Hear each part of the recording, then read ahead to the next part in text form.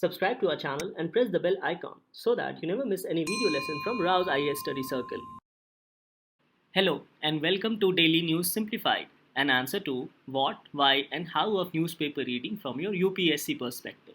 Today we shall discuss the important news which has appeared in the New Delhi edition of the Hindu newspaper dated 7th August 2020. The news to be discussed has been displayed on your screen and timestamping for the same has been provided in your description box below. So on this note, let's start our today's discussion from our examination perspective. Now the first news to be discussed appears in the editorial section on page number 6. It says Cartographic Challenge. Pakistan's new map is intended to provoke India and internationalize the border disputes. So this particular news is with respect to the new political map which has been issued by the civil government of Pakistan. Now with respect to cartographic challenge, you must know the meaning of the term cartography. Now cartography refers to the science or practice of drawing maps, and it also refers to the study of maps. So it is in this aspect of new political map released by civil government of Pakistan. This particular editorial highlights that this map is intended to provoke India and internationalize the border dispute. Now this newly issued political map by government of Pakistan includes Indian territories such as Jammu and Kashmir, including Siachen, Junagar as well as Sir Creek. So it is in this regard that this editorial has appeared in today's Hindu newspaper. Now after the release of new political map by government of Pakistan, India has said that this is nothing but a political absurdity and territorial aggrandizement which is supported by cross-border terrorism. Now the term aggrandizement refers to an act undertaken to increase one's power or influence. So according to the government of India, this is nothing but a political absurdity and a territorial aggrandizement supported by cross-border terrorism. That is an act undertaken to increase one's political power and influence in its own opinion. So this particular news becomes very important from our examination perspective with respect to these disputed territories which has been included by the new map issued by civil government of Pakistan. Now this is the map issued by government of Pakistan whereby they have mentioned about Jammu and Kashmir as Indian illegally occupied Jammu and Kashmir, that is disputed territory, final status to be decided in line with relevant United Nations Security Council resolution. So this is why the editorial says that Pakistan has tried to internationalize the border dispute, especially with respect to Jammu and Kashmir. Now another important and interesting aspect is that this new political map of Pakistan has not included the entire area of Ladakh. So accordingly the editorial says that Pakistan claim to all of Jammu and Kashmir but not of Ladakh goes against its own commitment to adjudicate the future of all 6 parts of the erstwhile royal state of Jammu and Kashmir. Now the erstwhile royal state of Jammu and Kashmir included the areas of Jammu, Kashmir, Ladakh, Gilgit-Baltistan, Pakistan occupied Kashmir as well as Aksai Chin. So in this regard it's interesting that why Pakistan has not laid its claim on Ladakh. One of the reason may be on behest of China, as Ladakh is one area disputed between India and China. Further in this regard, the Prime Minister of Pakistan has also mentioned that the only solution for Kashmir dispute between India and Pakistan is through United Nations Security Council. So in this aspect, from your examination perspective, you should know that Resolution 47 pertains to the Kashmir dispute between India and Pakistan. And this Resolution 47 is with respect to the United Nations Security Council resolution. So Resolution 47 pertains to India-Pakistan question. So this aspect becomes important from your upcoming prelims examination, especially with respect to the Kashmir dispute between India and Pakistan.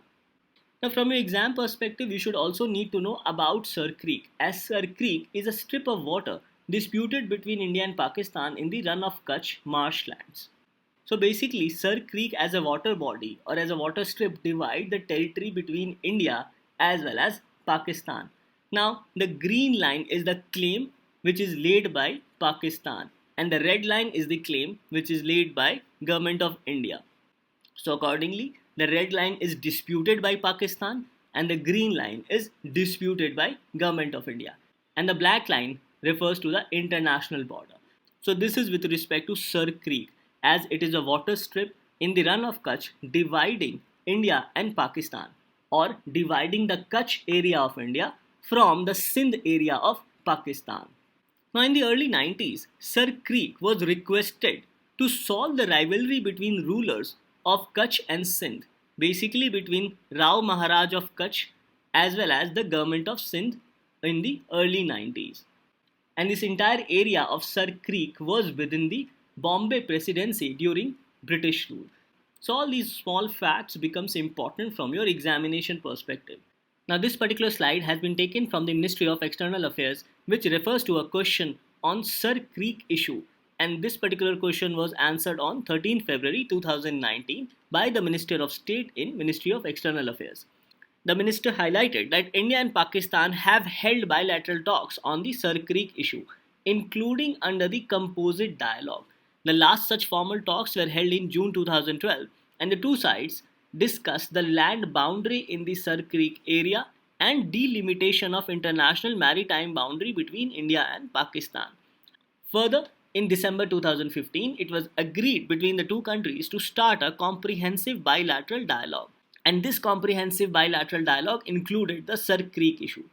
However, it highlights that the terror attack on the airbase in Pathankot in January 2016 and Pakistan's continued support to cross-border terrorism against India has prevented holding of any structured bilateral dialogue to resolve the Sir Creek issue. So this is the official statement of Government of India regarding Sir Creek issue.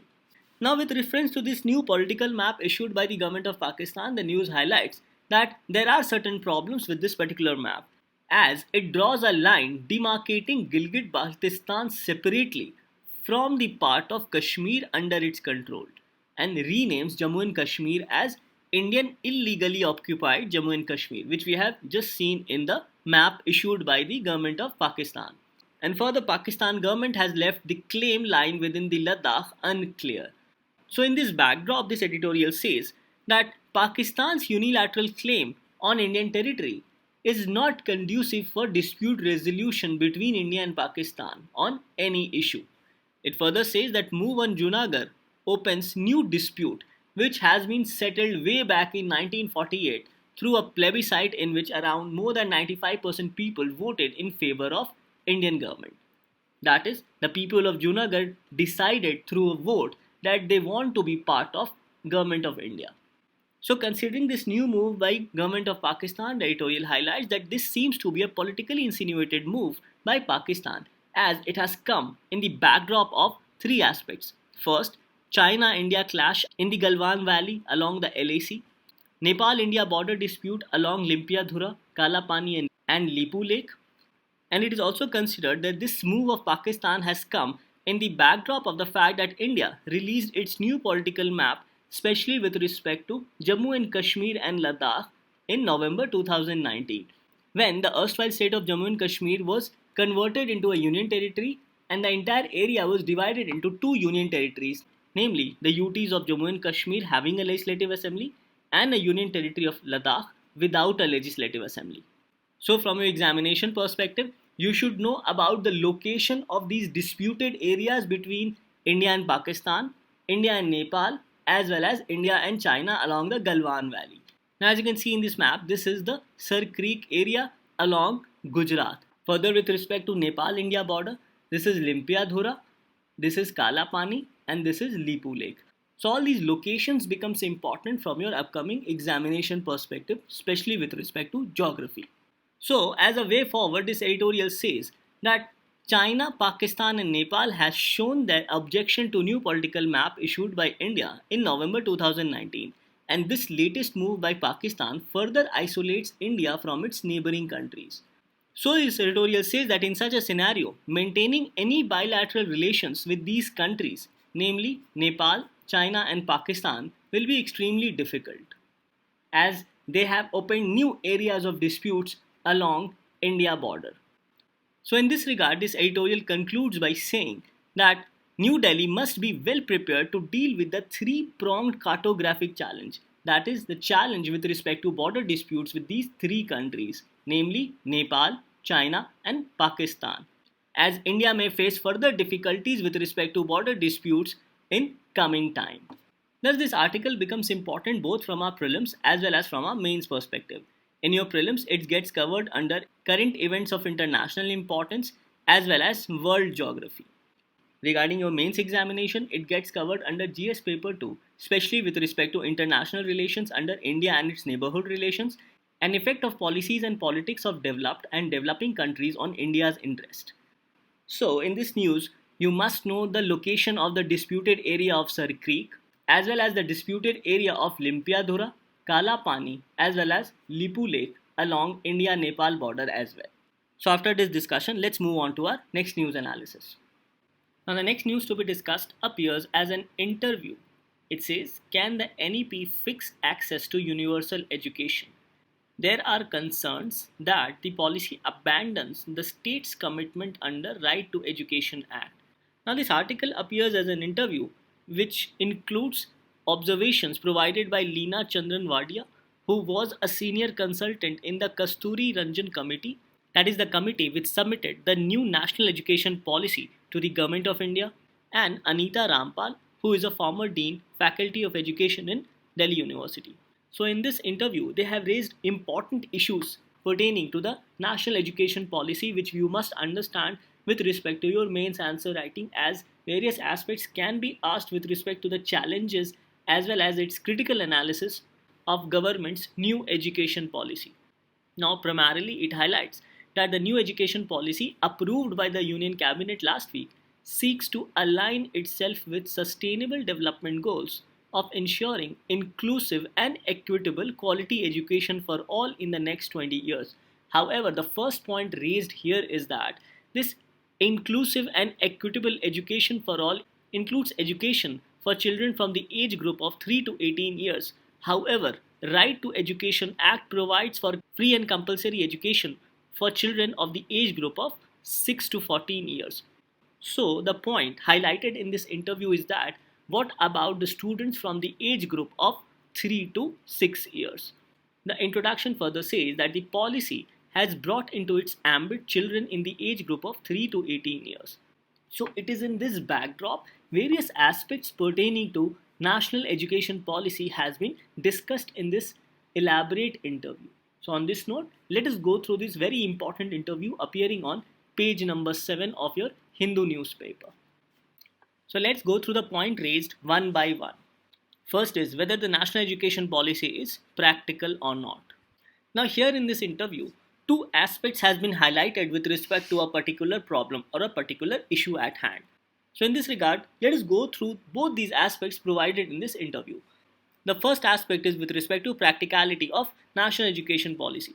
So one aspect highlights that we cannot lose more time and children needs to be taught early when their brain is developing.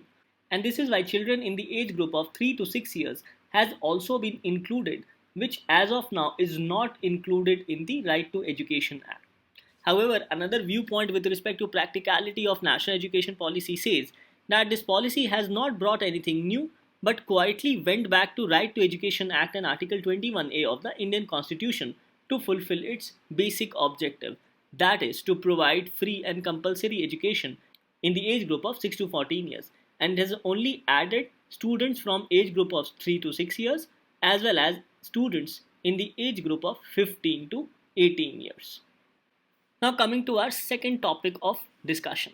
It says that can universal education be attained for the age group of 3 to 18 years without amending Right to Education Act? Now again with respect to this view, two sides have been presented. So the first side says that we have to wait and find out how the government intends to achieve this particular promise with respect to the national education policy. And this is especially with respect to bringing children within the educational fold from 3 years into formal education. However, it is also necessary to equip Anganwadis and Balvatika for this particular purpose, that is to include students from 3 to 6 years into formal education. And also, we need to take important steps to include such students legally under Right to Education Act for the students from age group of 3 to 18 years. However, the other side of the story says that the national education policy is trying to abandon right to education and replace it with national education policy. However, this is just the view of the author in this particular interview. Now, the National Education Policy focuses on foundational literacy and numeracy mission. However, in this regard, the interview highlights that clubbing of 3 years of early childhood care and education, that is ECCE, along with grade 1 and 2 of primary school is very worrying. And it is worrying because there is lack of professional training, especially with respect to teachers who will be teaching such students at such an early age. That is, teachers are not professionally trained to handle students from the age group of 3 to 6 years, especially students who will form part of early childhood care and education along with students in grade 1 and 2 of primary school. So again, the interview says that it is also in this regard that there is a need to amend Right to Education Act and include students from the age group of 3 to 6 years, as it will help in providing professional teachers for such students. Now moving to the third aspect of the debate. The third aspect is issue of private sector participation, especially with respect to early childhood care and education in grade 1 and 2. Now here the interview highlights that there is a need to ensure quality with respect to private sector participation and also training of good teachers at that level along with basic infrastructure which is necessary for such schools. Now the fourth topic of discussion is with respect to school complexes as was suggested by Kothari Commission. Now this becomes an important point to understand. Under the Kothari Commission on National Education Policy, it recommended a school complexes as a collaborative synergy between smaller primary or neighborhood schools along with that of high schools or higher secondary schools. Now it was suggested by Kothari Commission to develop such school complexes because it acted as a collaborative synergy and also provided as a feeder schools for high schools. As such high schools are better resourced. So students belonging to smaller primary schools would have easy access to these high schools or higher secondary schools and thereby will be more motivated as well as aware about important education provided in higher schools.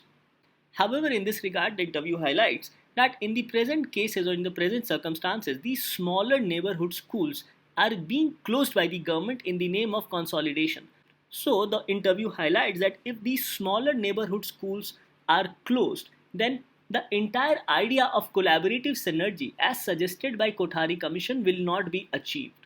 So overall the interview says that school providing proximity with higher schools are getting closed and the government seems to be more concerned with respect to economic viability of such schools as the government is closing these schools in the name of consolidation of schools. So with respect to closure of smaller primary schools in the neighborhood, the interview highlights that in such a scenario, it is difficult to achieve objectives of national education policy.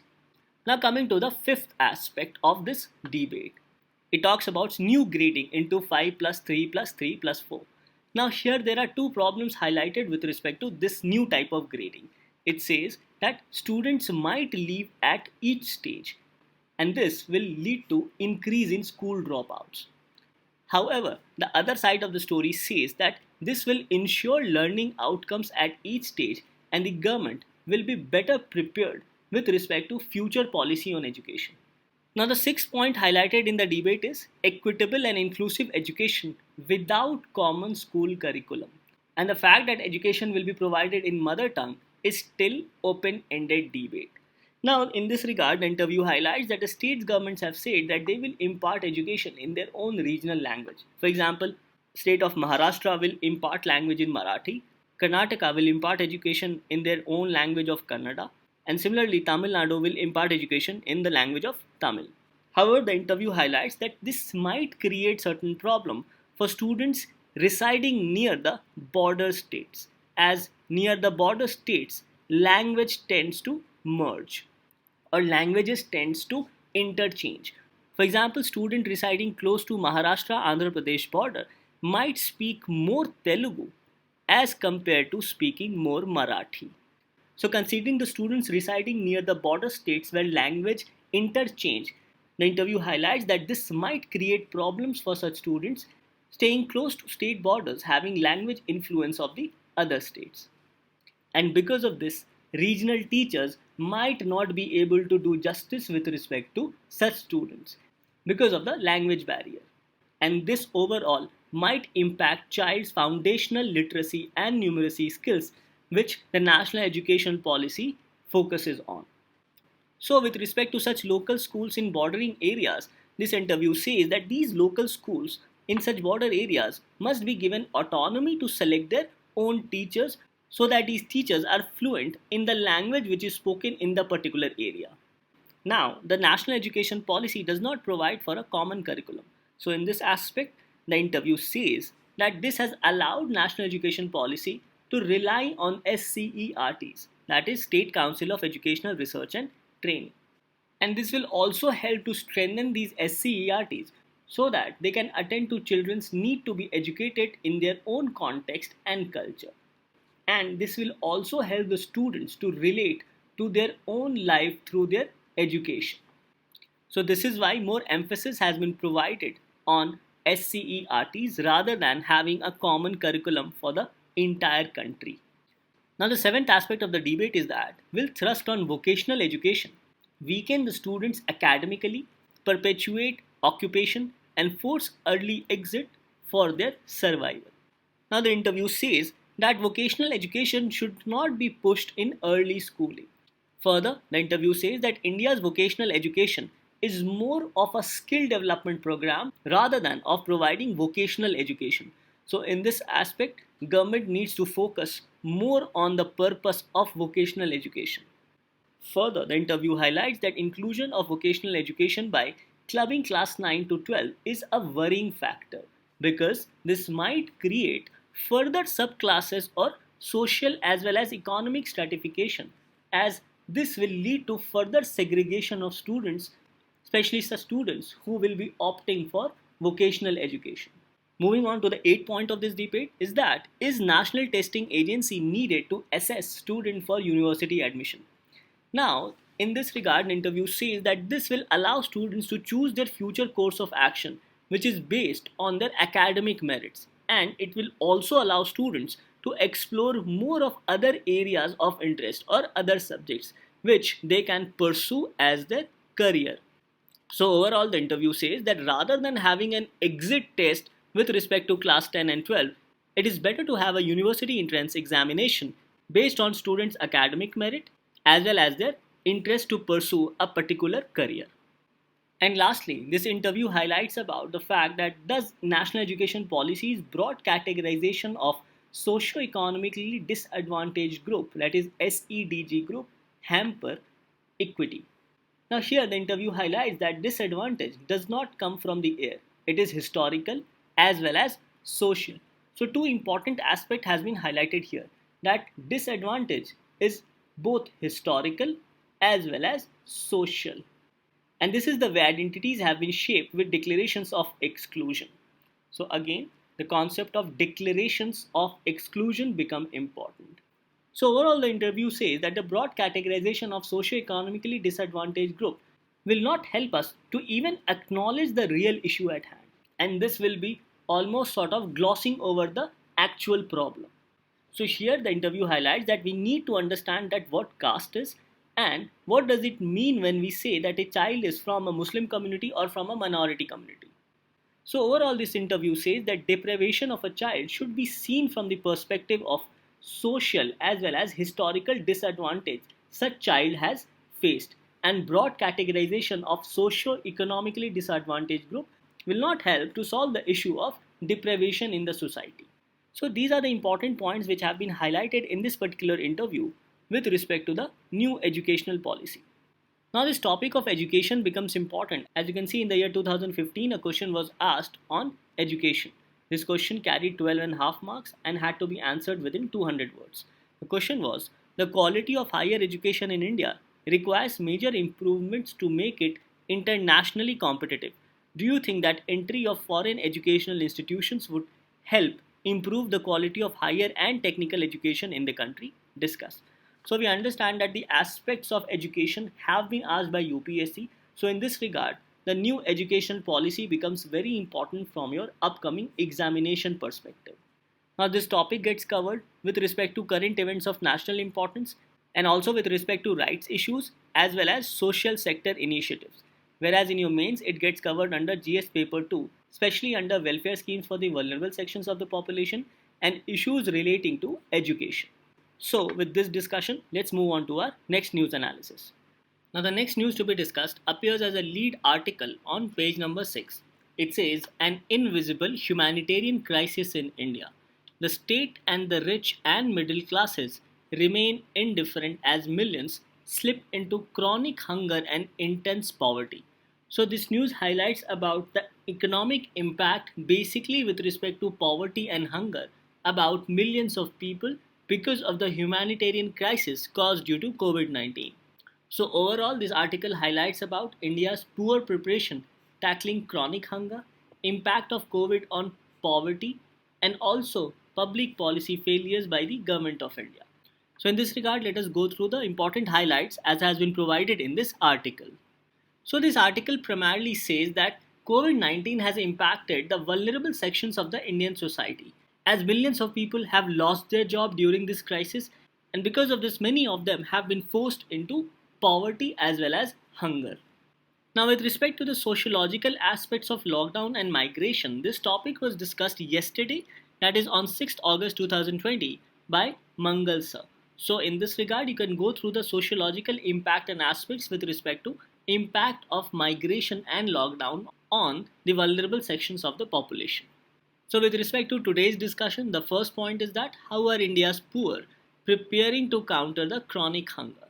Now, this article highlights the step by step process which the poor are going through with respect to hunger.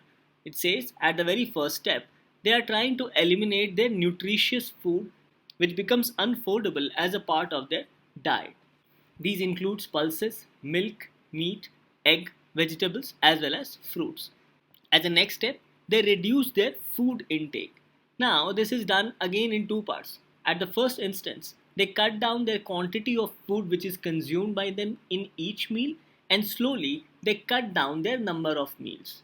Further, this news highlights that because of this COVID-19 situation, there are many families which are just eating coarse rice as well as roti and salt because they cannot afford quality food or they cannot afford nutritious food. And lastly, such people are sleeping without any meal. And there are increasing number of nights when such people have to sleep hungry without any food. So this is how India's poor are preparing to counter the chronic hunger. And it is here where the article says that the state is not providing much help to such poor people, especially to fight chronic hunger. Now, the other aspect discussed in this article is the current status of the impact of COVID-19 on poverty. The article says that COVID-19 situation has forced millions into poverty as well as hunger. Now, as per the report named Precarity and Pandemic June 2020, this report estimates that 400 million new workers are at risk of slipping into extreme poverty of less than $1.9 per day.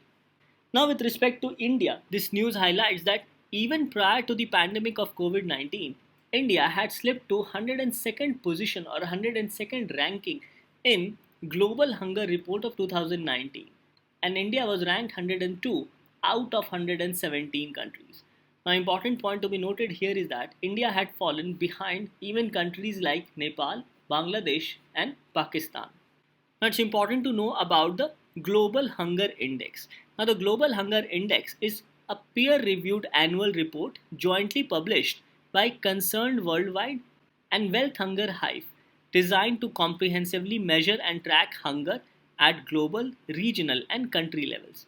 And the aim of the index is to trigger action to reduce hunger around the world. So this is one aspect which becomes important from your upcoming prelims examination. So as per the 2019 Global Hunger Index report, India was ranked 102nd out of 117 countries. And India was provided a score of 30.3, and accordingly India was placed in the category of serious countries. Now from your exam perspective, you should know that Global Hunger Index score is calculated on 4 parameters, namely undernourishment, child wasting, child stunting, as well as child mortality. Now, undernourishment refers to insufficient calorie intake. Child wasting refers to such children who have low weight for their height, and this reflects acute undernutrition. Whereas child stunting refers to such children who have low height for their age, and this also reflects chronic undernutrition. Whereas child mortality refers to mortality rate of children under the age of 5. Now, another important aspect to be understood is that Global Hunger Index is calculated on a three-step process, and a GHI score is given between 100 as well as 0, where 0 is the best score, that is no hunger, and 100 refers to the worst score. And accordingly, India was ranked at 30.3 and has been placed under the category of serious countries. Now, lastly, this news discuss about the third aspect, that is public policy failures. Here, it mentions about 3 points. First is with respect to government adamant to follow old policies. Second is with respect to wrong focus in revival of economy. And third is with respect to removal of protection to laborers. Regarding the first, the article says the government hardly acknowledges the depth of the hunger and impact on livelihood which has been caused as they have been affected by COVID-19. Further, the article says that the government is still trying to pursue policies that have already failed, as these policies will not address the issue of poverty and hunger. Now, the second point highlighted is wrong focus in revival of economy. Here, the article says that the government is providing or giving more focus on credit, and less focus is provided on fiscal transfers, mostly to people working in the MSME sectors, as the MSME sectors employs most number of people outside the field of agriculture. So in this regard, the article emphasizes on more fiscal transfers rather than providing credit. And this is because, according to the article, in the time of COVID-19, both demand and supply have crashed and there are little takers for credit. So in such a weak economic scenario, it is more prudent to go for fiscal transfers rather than relying only on credit to the MSME sector.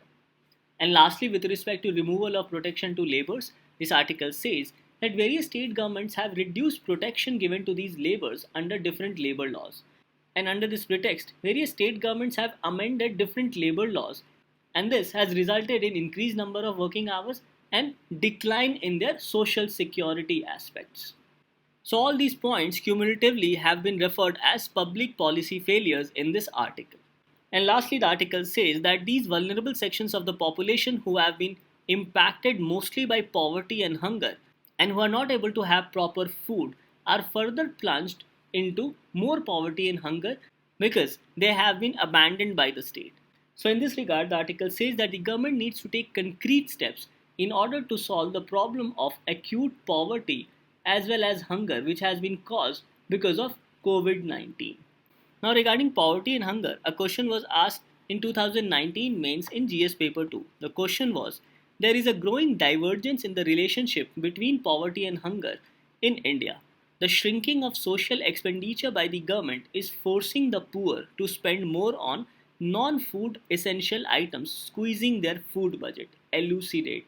And this question was asked in 10 marks. So we understand that this impact of poverty and hunger is a very important aspect of social justice, and hence this topic gets covered under GS paper 2, especially with respect to social justice.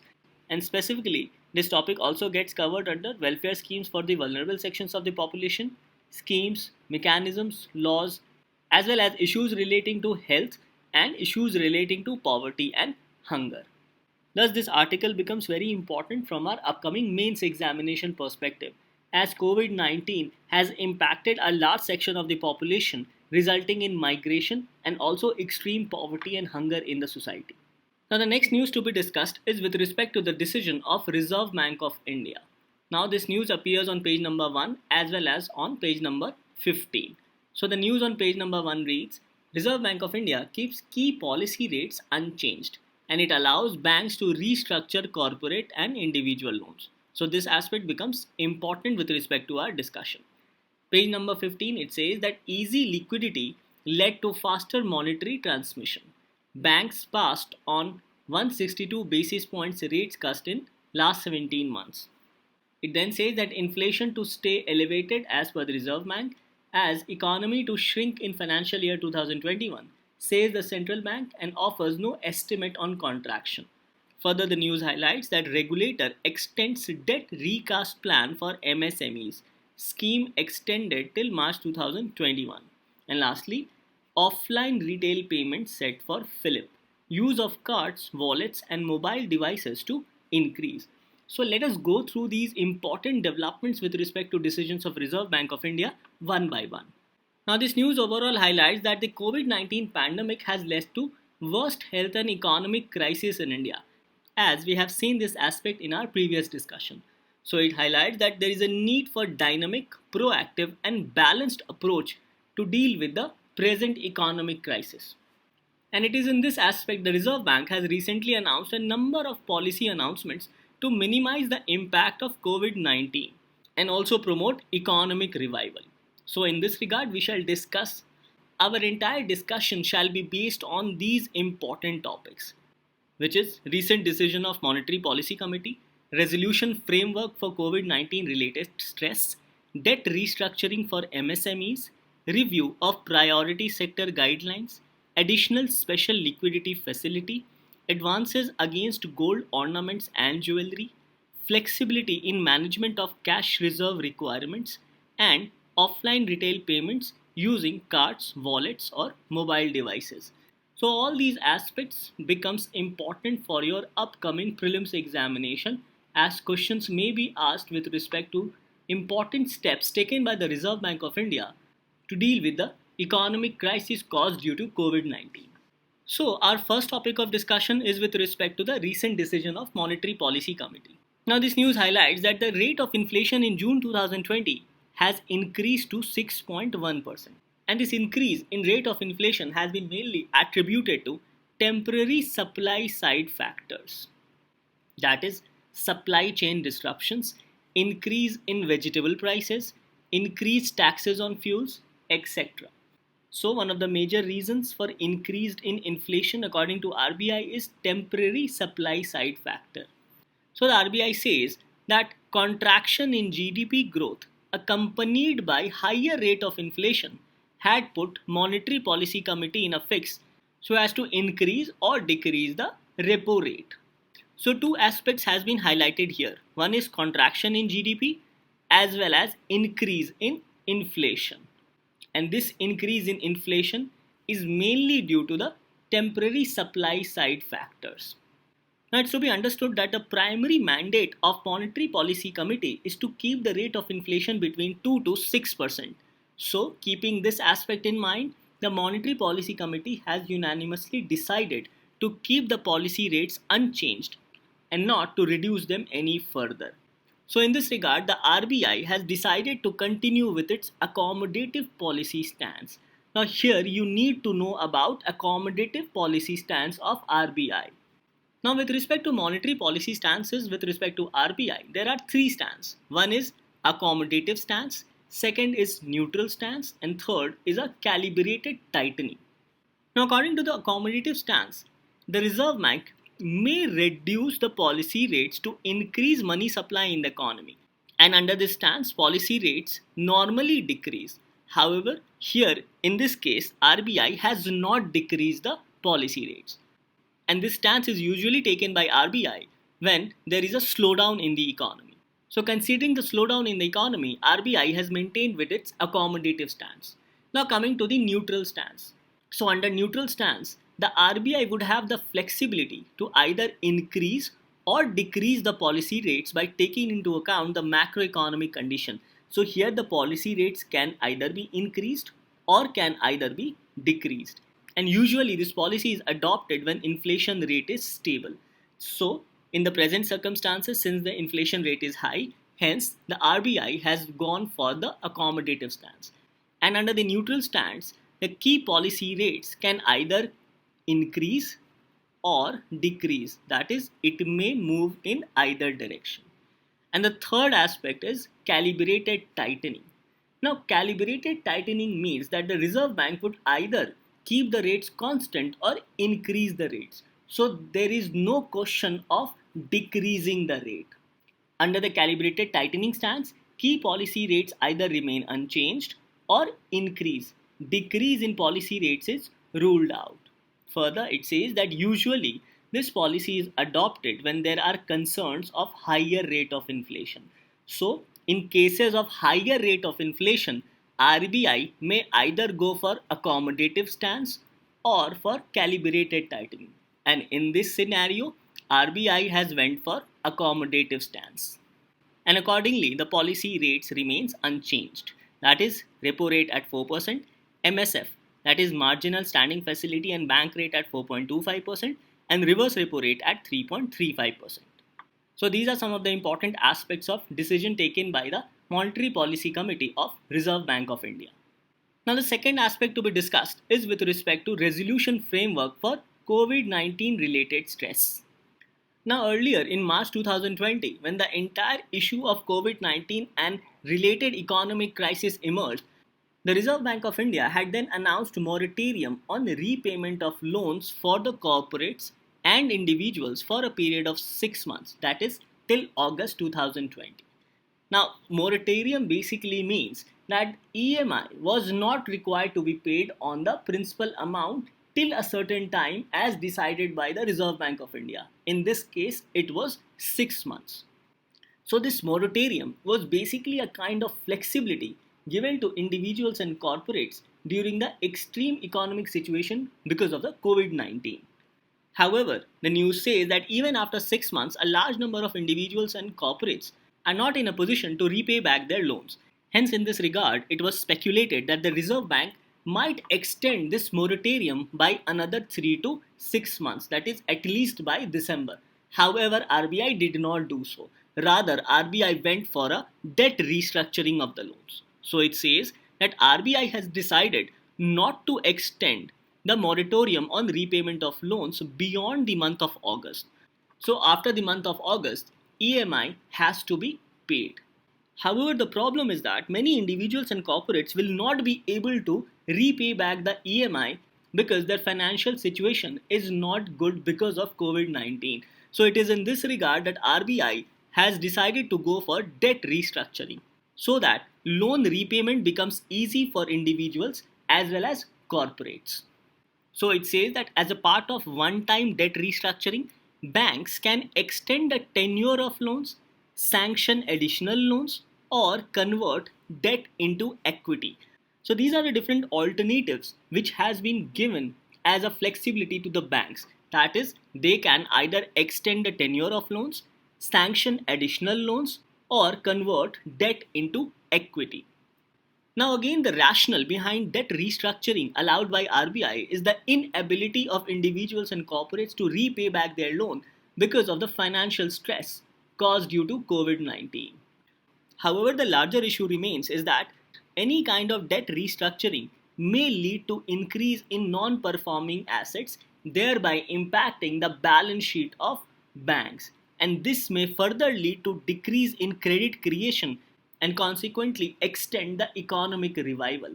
However, given the stakes at hand, RBI has still gone for debt restructuring rather than increasing the moratorium period for another 3 or 6 months. Now, the RBI has fixed certain conditions for carrying out debt restructuring. It says that facility would be extended to only those loans that have been stressed purely on account of COVID-19. Further, every bank should frame board approved policies to identify such borrowers. So the scheduled commercial banks can frame up policies which is approved by their board to identify borrowers who are impacted by COVID-19 and accordingly allow them certain leeway with respect to loan repayment. Further, it says that the facility would be extended to only those loans which are classified as standard and not in default for more than 30 days as on March 2020. So this is another criteria which becomes important with respect to debt restructuring. So if any individual or corporates have defaulted on their loan repayment as on March 1st, 2020, then the facility of debt restructuring shall not be facilitated to such individuals or corporates. Further, it says that debt restructuring would be available to the banks only till 31st December 2020. Further, in case of multiple banks lending to a single borrower, the inter-creditor agreement needs to be signed between these banks. Now, this again becomes a very important aspect. So, suppose ABC Private Limited Company has taken individual loan from X, Y, Z and M scheduled commercial banks. Then in such case, inter-creditor agreements need to be signed between these banks. Further, it says that resolution plan or restructuring plan has to be approved within a period of 30 days. Further, banks must make additional provisioning of 10% for such loans. Next, it highlights that the loans which have undergone debt restructuring would continue to be categorized as standard assets by banks. So these are some of the important conditions which has been set by RBI with respect to debt restructuring.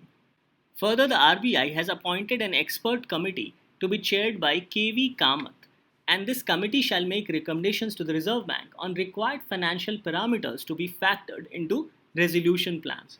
Further, the expert committee shall also have the responsibility of vetting the resolution plans where the exposure of banks is more than rupees 1500 crores. So again, this expert committee chaired by KV Kamath becomes very important from your examination perspective, as this committee shall make recommendations to the Reserve Bank on required financial parameters which has to be factored in with respect to such debt restructuring plans. Further, the expert committee shall also have the responsibility of vetting the resolution plans where the exposure of bank is more than 1500 crores. So considering both these aspects, the expert committee under KV Kamath becomes very important. Now here a term was mentioned that banks must make additional provisioning of 10% for such loans. Now additional provisioning means that the banks need to keep certain percentage of loan aside in order to tackle any cases of future emergency. And this certain percentage of loan which is to be set aside by the bank is referred as provisioning coverage ratio.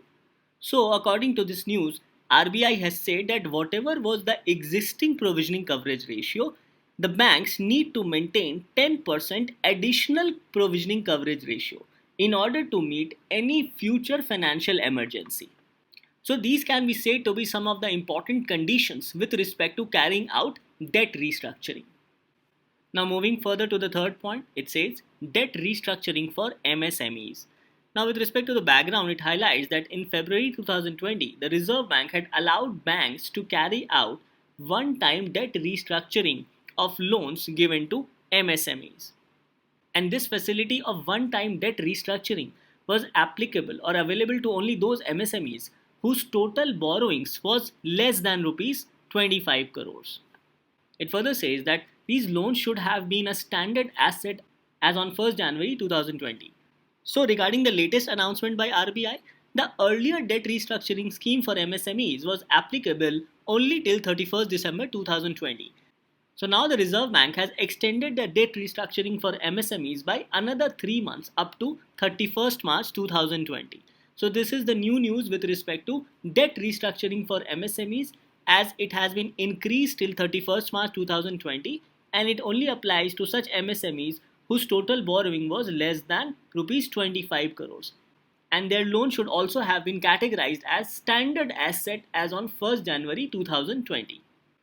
Now moving to the fourth point, that is review of priority sector guidelines. Now as a part of priority sector lending, all scheduled commercial banks are required to give minimum 40% of their loans to the sectors categorized as priority sectors.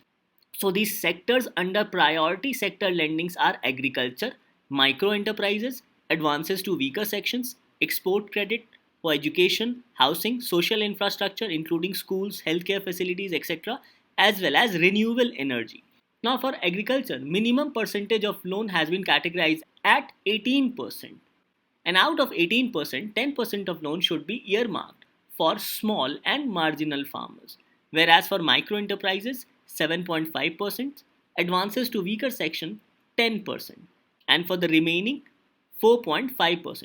So overall, 40% must be provided as loan to the priority sector lending as categorized by the Reserve Bank of India. So in this regard, the Reserve Bank has provided for certain new categorization. It says that priority sector lending shall also include all startups. Further, the RBI has enhanced the priority sector lending limits for renewable energy, including solar power and compressed biogas plants. Further, in order to address the regional disparities, RBI has provided for an incentive framework for such banks in order to ensure higher flow of PSL loans in underdeveloped districts. So higher flow of loans to underdeveloped districts will also take care of regional disparities. and the RBI has enhanced the priority sector lending limit for renewable energy, solar power, as well as compressed biogas plants. And priority sector lending also includes startups. So these are the new announcements with respect to loans provided under priority sector lending.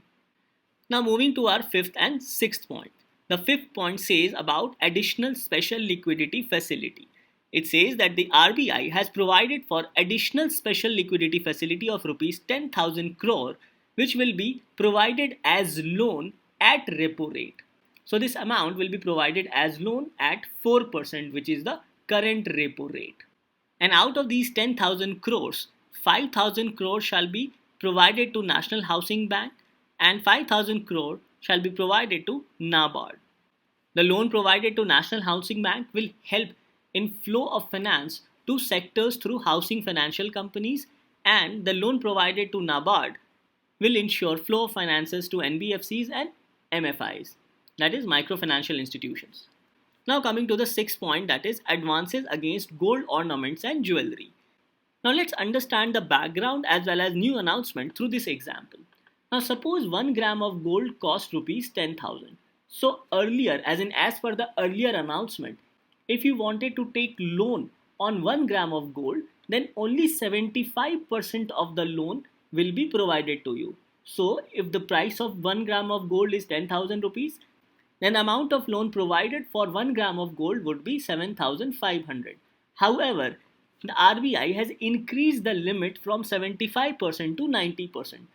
So as per the new notification of RBI, this percentage has been increased from earlier 75% to the present of 90%. Now this means that if 1 gram of gold costs rupees 10,000 and if you want to pledge your 1 gram of gold for loan, then you can take 90% of the amount of 1 gram of gold, that is 9,000 rupees. So in this regard, it highlights that with respect to background, as per existing guidelines, loans sanctioned by banks against pledge of gold ornaments and jewelry for non-agricultural purposes should not exceed 75% of the value of gold ornaments and jewelry. However, as per the new announcement, RBI has decided to increase the permissible loan to value ratio for such loans to 90%, and this relaxation shall be available till 31st March 2021.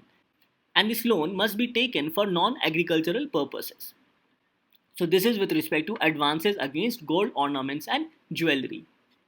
Now moving to the last two aspects of our discussion, that is flexibility in management of cash reserve requirements and offline retail payments using cards, wallet as well as mobile devices. Now with respect to flexibility in management of cash reserve requirement, you should know about the e-Kuber system. The news says that the Reserve Bank has decided to introduce an automated mechanism in e-Kuber system to provide banks more flexibility or discretion in managing their liquidity and maintenance of cash reserve requirements. Now from your UPSC perspective, you need to know about e-Kuber system. So here the e-Kuber system is the core banking solution of RBI. And this core banking solution of RBI enables each bank to connect their single current account across the country.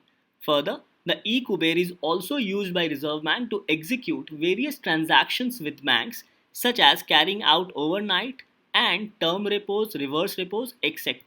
So with respect to e-Kuber system, you should know that this is a core banking solution for Reserve Bank of India.